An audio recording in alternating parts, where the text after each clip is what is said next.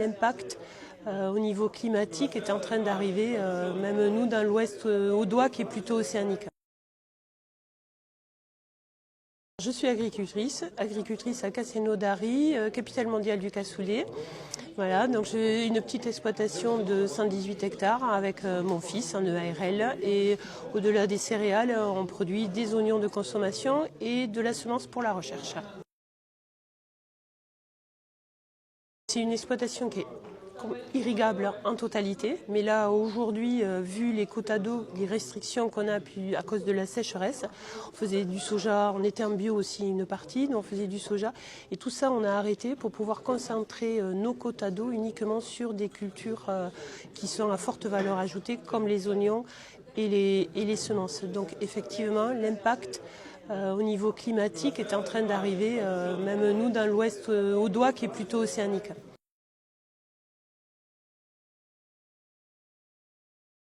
D'abord, la Fédération nationale des CUMA. Donc CUMA, c'est Coopérative d'utilisation de matériel agricole.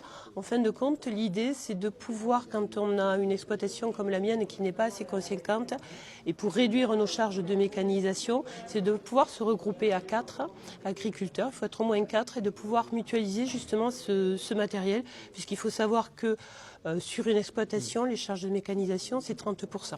Donc l'idée, c'est de se regrouper. C'est pas l'agriculteur qui fait le prix, c'est cette coopérative.